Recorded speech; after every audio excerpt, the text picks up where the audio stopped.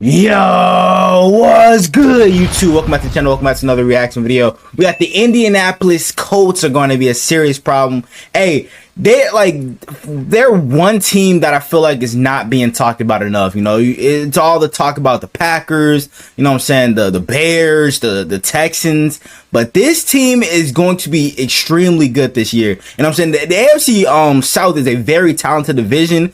And I think, you know what I'm saying, the Colts really still have a great chance to win that division. Obviously, the Texans are going to be the favorite. But I would not be surprised if the Texans made a deep playoff run, bro. You know what I'm saying? You have a healthy Anthony Richardson. You know what I'm saying? You got a healthy Jonathan Taylor. Like, bro, AR is basically, you know what I'm saying, a bigger version of Lamar Jackson. You know what I'm saying? He's got Derrick Henry's body, but he's got, you know what I'm saying, all the tools of Lamar Jackson. But hey, and then he got all the weapons he has now too, with Michael Pittman, Josh Downs.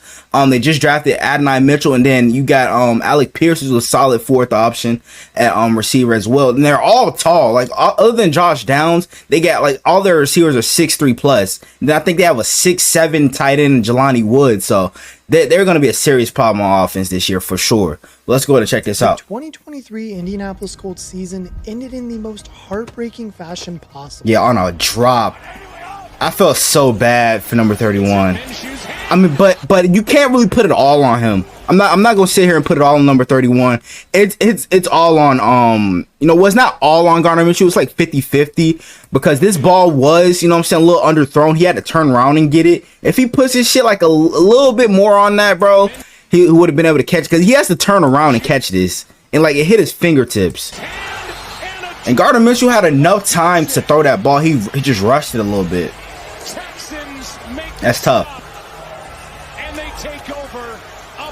Damn, bro. And I mean, we all know that was a tough loss to take, but this team has come a long way from the Jeff Saturday-led debacle in 2022. These Colts are a completely different animal, and they are ready to shock the NFL. The Colts exceeded expectations in 2023, posting a 9-8 record that included impressive wins over the Baltimore Ravens, the Pittsburgh We don't talk Steelers, about that. and the We don't talk about first that game back right in there, bro. September. And I mean, don't forget that this was all done with a backup quarterback for 13 weeks of the season. And that's no disrespect to Gardner Minshew, who he's a decent backup, if you want to call him that. I mean, he's decent. I'll give him that. And I mean, he managed to play pretty decent throughout the season, and even managed to keep the Colts alive in the playoff run, keeping them at like a 7-6 record while he was starting. But like, I mean, and that game against the Texans was for the division, so you know, if they win that, they clinch a playoff berth. If Anthony Richardson Texans just wanted it more the entire season last year, like they looked really good when he was in.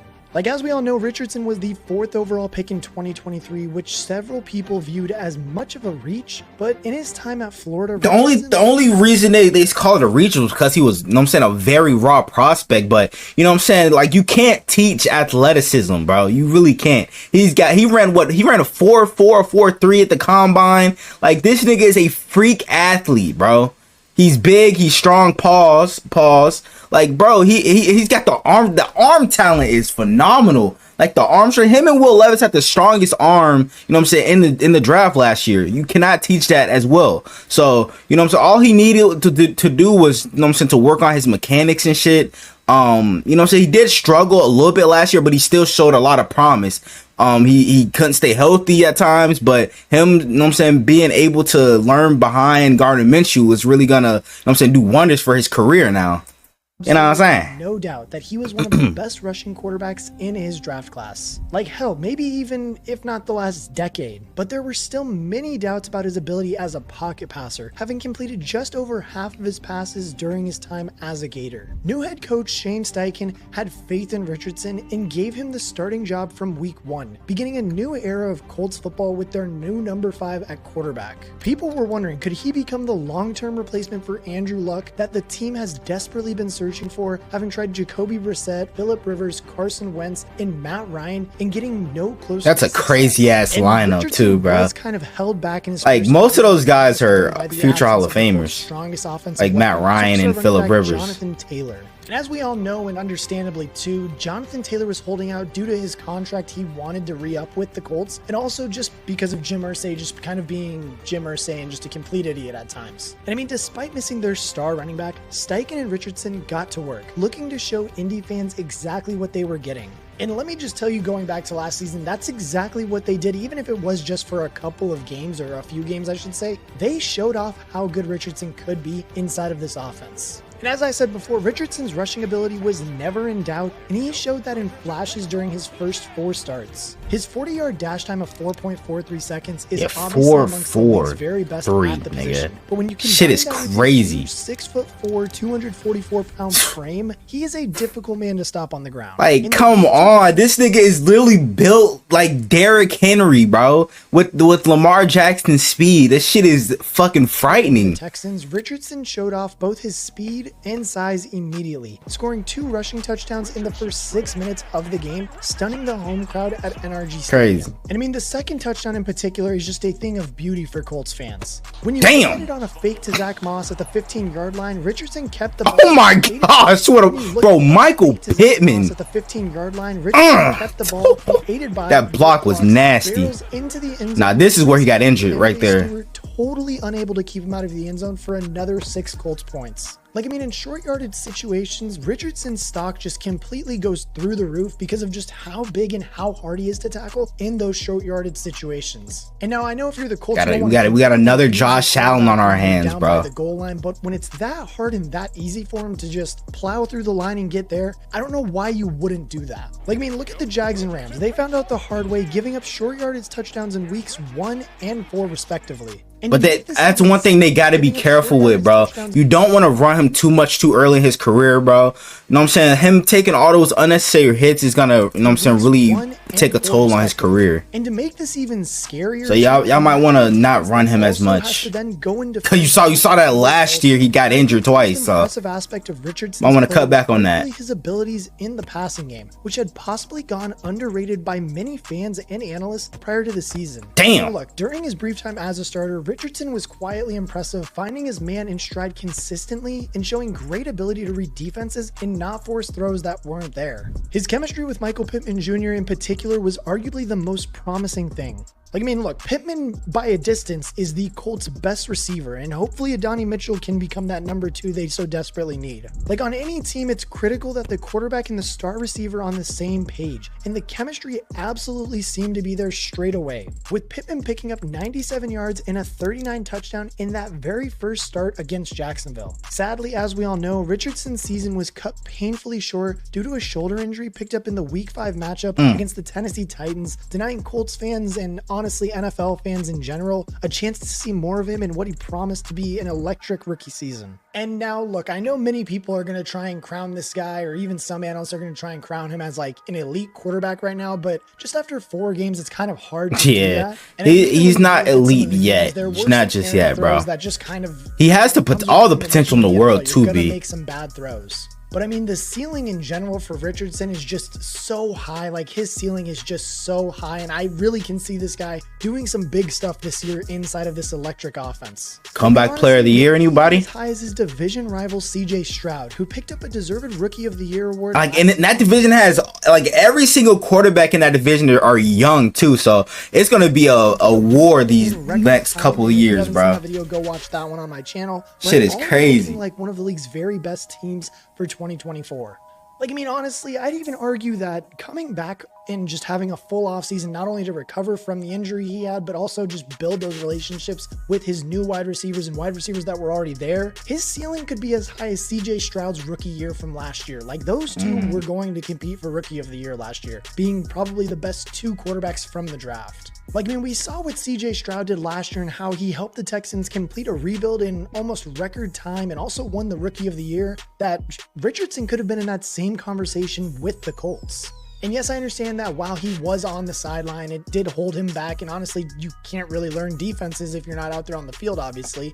So that's going to hold him back a little bit. But I mean, like, there is no doubt that he is placed to have an impressive 2024 season, especially with the weapons he has around him on this offense. And also to pair along with the offensive weapons he has is his new head coach in Shane Steichen. Steichen was appointed as the head coach on February 14th, 2023, just days after his final game as Philadelphia Eagles offensive coordinator. Inheriting a team that had just won 4 games in 2022 and just 1 playoff game since 2015 didn't look like the easiest task. But already Steichen Steichen has shown himself to be more than up to the job. Steichen is one of the current crop of exciting young offensive minds in the league, having been an offensive coach for the Chargers and Browns before his breakthrough role as the offensive coordinator of the Philadelphia Eagles. Under Nick Sirianni, Steichen transformed the Eagles offense into a juggernaut that was one of the NFL's very best offenses. And crucially for Colts fans, this was all achieved with a dual threat quarterback in an offense that transformed games on the ground. And I mean, this offense helped the Eagles to go 14-3 and reach the Super Bowl with an offense that was ranked second in scoring only behind Patrick Mahomes and his Kansas City Chiefs. Like that year, he had Jalen Hurts looking like a legitimate MVP candidate with a passer rating of 101.5 and 13 touchdowns on the ground. And yes, we all know how many of those 13 touchdowns were considered probably tush pushes or just really short yardage runs from like that. I don't. That's one thing I don't like. Like a lot of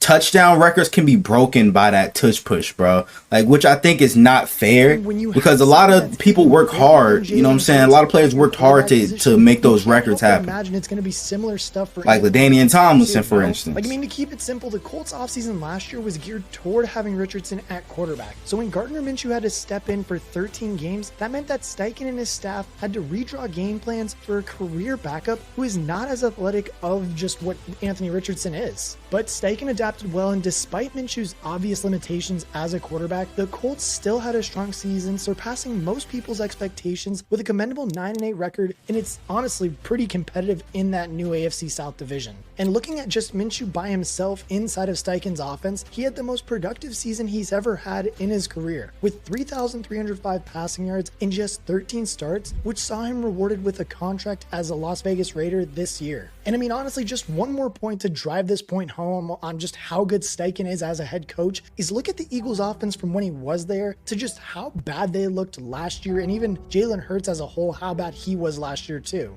Without Steichen at the helm, Hurts' interception numbers soared from 6 to 15 and his passer rating dropped below to 90, a far cry from the production that Steichen had got out of him in 2022. After Steichen's departure, the Eagles' rushing attack doesn't quite look the same, and there's no reason why this Colts offense can't replicate the kinds of output they produced when at their very best. Like, I mean, Jonathan Taylor's contract has been sorted out for another 3 seasons, leaving the Colts free of the distraction that plagued the first month of last season. Taylor has had some injury struggles in the last 2 years, which is just about the only thing that can stop him, as he is one of the league's very best. Fact, as long as he's healthy, bro, he's definitely the top 5 running back in the league. Nothing short of incredible, racking up 1,811 rushing yards and 18 touchdowns, leading the league in both and picking up a unanimous All-Pro honors along the way. If Steichen wants a true run-first offense in Indy as he did in Philadelphia, a backfield of Richardson and Taylor is as good as it gets and is near enough impossible to scheme against. Facts. This running game will also heavily rely on an extremely good offensive line, led by Colts center Ryan Kelly.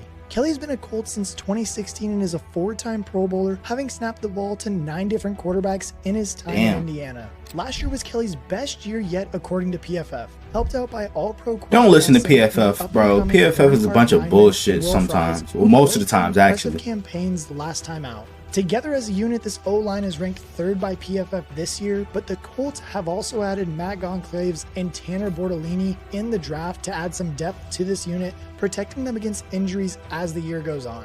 The Colts also added former Texas Longhorn wide receiver Donnie Mitchell in the 2nd round of the draft to line up opposite Michael Pittman in the passing game. And honestly, for me, Mitchell was probably one of my favorite prospects in the draft and is even more exciting on this team as he's a true explosive wide receiver too, who runs a 4.34 40-yard dash and has a highlight reel as like, and he's 6'4" as well. Like this team is so scary, bro. Master his accuracy on long. They're tall, they're fast. Like, it is gonna be incredibly hard to stop this offense this year, especially if they have their hands full with Michael Pittman. The re-signing of Pittman Jr. is arguably the most important move that the Colts made this offseason too, as he is one of the truly game-changing receivers that the team has had on its roster in 2023. And look, re-signing him wasn't cheap, with Pittman signing a $71.5 million 3-year deal in March, but making the deal was a no-brainer for Indianapolis, who simply have to give their rookie quarterback the best chance of succeeding here. We've already seen glimpses of the relationship last September, and if everyone can stay healthy, this quarterback and wide receiver duo has potential to be one of the league's very best. And look, I mean, if Donnie Mitchell can pan out and become a legitimate deep threat in the NFL, this could be a heavily underrated passing attack in the league. And not only that, but it could just help complement that running game so good too. On defense, the Colts struggled last season, ranking 28th out of 32 for points allowed, but they have gone some way to fixing this so far in the offseason. In the first round, they added Latu of UCLA, who Latu is a unanimous All-American who lifted the Ted Hendricks Award as a college football's top defensive end. Despite going 15th in the draft, Latu was the first defensive player taken, and he will slot right into a Colts defense that struggled. Yeah, the only issue with him has been injuries, but he stayed healthy last year, so because he had to medically retire a couple seasons ago. Set to have an immediate impact on the team. Beyond that, the Colts have made a concerted effort to hang on to brighter spots on the defense, tying up the likes of linebackers Zaire Franklin, tackling machine, for the second on 3-year deals, ensuring continuity in this defensive unit. Which really now begs the question, what are the end goals and expectations of this Colts franchise now? Well, I mean, Shane Steichen's men will be hoping to do even better than last season and secure a playoff berth for the first time since 2020. Standing in their way, however, is one of the league's strongest divisions, led by new kings of the AFC South, the Houston Texans. And yes, we all know that the Texans did win the division last year in that crazy Week 18 matchup, but that honestly just came down to a coin flip after all, when the running back dropped the pass that cost the Colts that game.